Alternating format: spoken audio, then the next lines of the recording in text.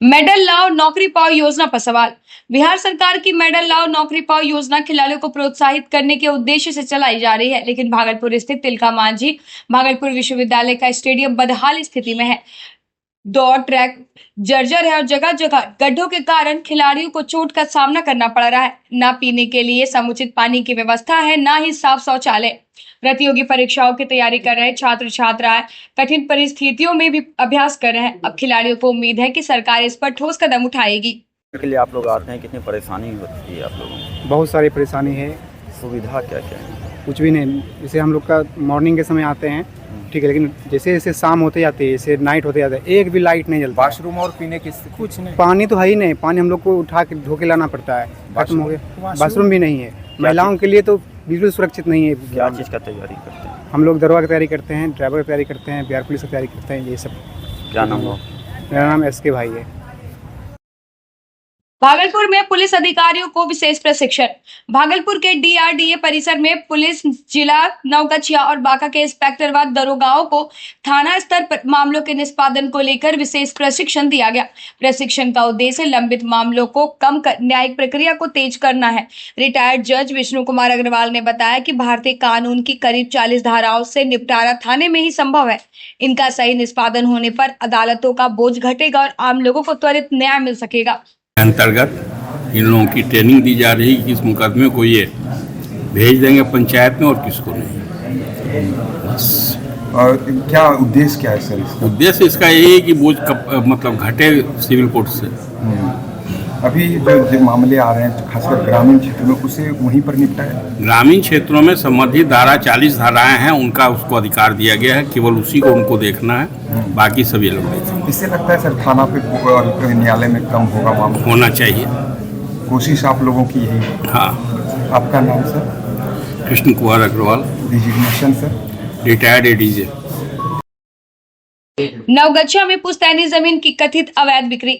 भागलपुर के नवगछिया अनुमंडल अंतर्गत सिंधिया मकनपुर निवासी ममता सिंह ने अपनी पुश्तैनी जमीन की कथित अवैध बिक्री और दाखिल खारिज में अनियमितता को लेकर नवगछिया न्यायालय में नालसीवाद दायर किया। मामले में गोपालपुर अंचलाधिकारी रोशन कुमार सहित 6 लोगों को आरोपी बनाया गया। पीड़िता का आरोप है कि बंटवारा हुए बिना ही जमीन बेच दी गई। फिलहाल मामला न्यायालय में विचाराधीन है। आपका? कुमारी ममता सिंह। कुमारी ममता, क्या मामला है? कोर्ट आया? कोर्ट एक्चुअली ज़मीन मेरी बेच दिए हैं लोग। अच्छा। और फिर उसका म्यूटेशन के लिए डाले। हाँ। तो उस पर हम आपत्ति लगाए। हाँ। और आपत्ति लगाने के बावजूद भी CO ने अपने मन एक पक्ष देखते हुए उसका म्यूटेशन कर दिए। आपत्ति आपने लगाया था, जिसके बाद भी म्यूटेशन कर दिया गया? बाद भी म्यूटेशन किया गया और मतलब 1 महीने के अंदर सारा फटाफट प्रक्रिया करके म्यूटेशन कर दिया गया, जबकि उससे पहले कितना केस पेंडिंग होगा CO ऑफिस में।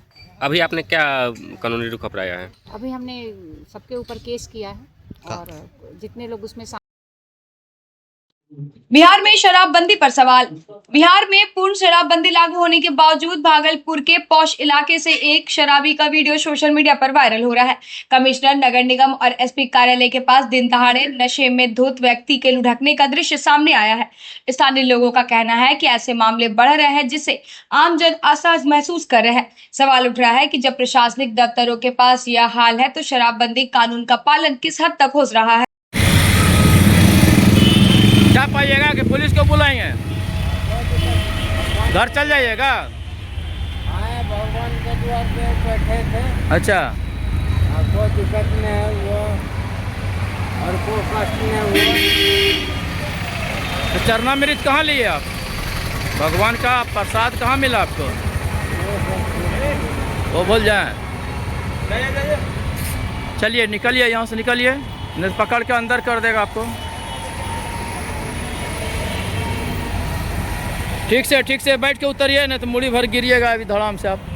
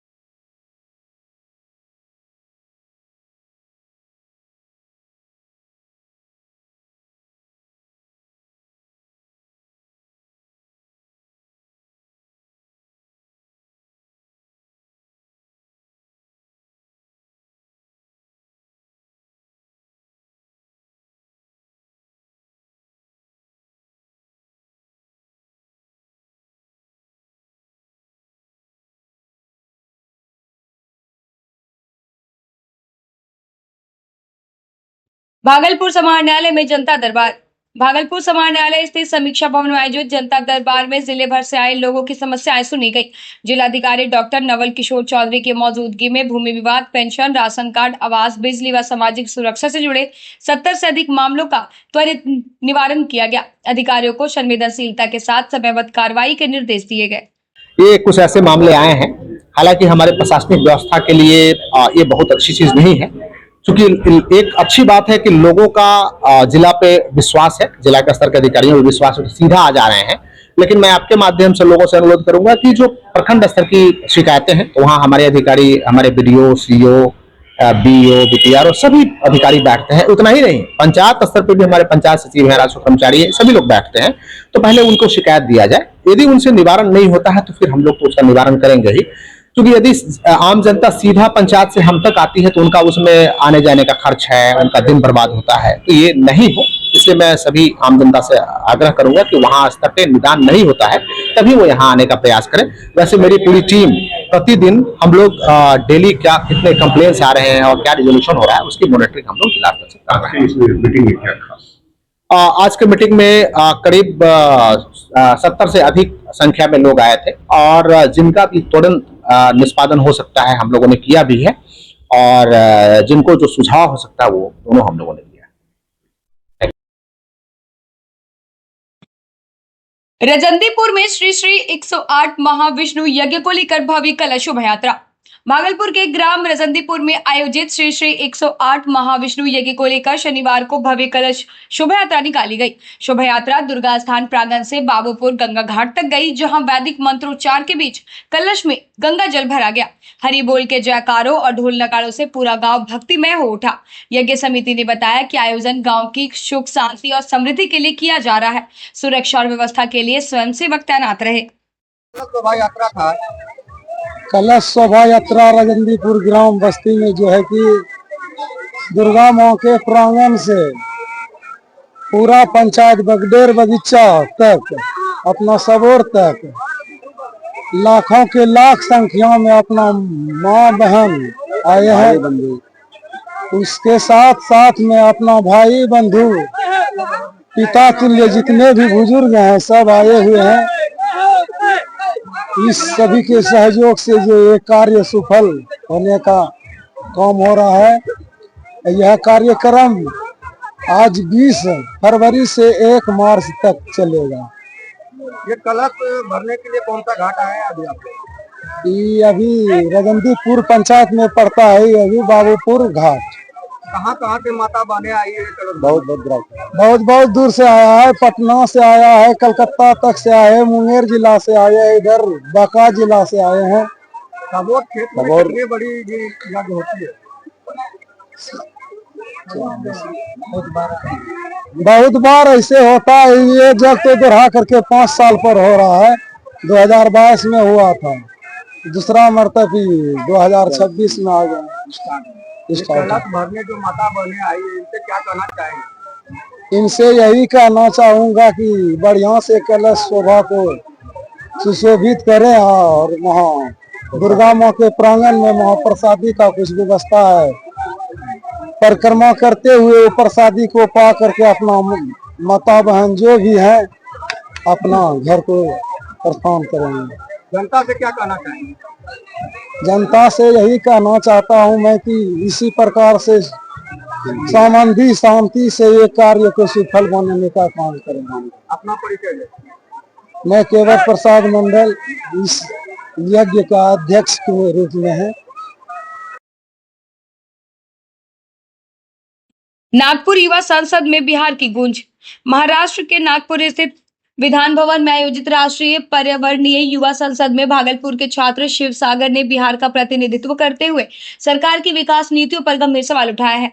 विपक्षी संसद की भूमिका निभाते हुए उन्होंने शिक्षा में असमानता, विक्रमशिला विश्वविद्यालय की उपेक्षा तथा जलवायु परिवर्तन से जूझ रहे बिहार के किसानों की समस्याओं को प्रमुखता से रखा और नीति निर्माण में बिहार को प्राथमिकता देने की मांग की।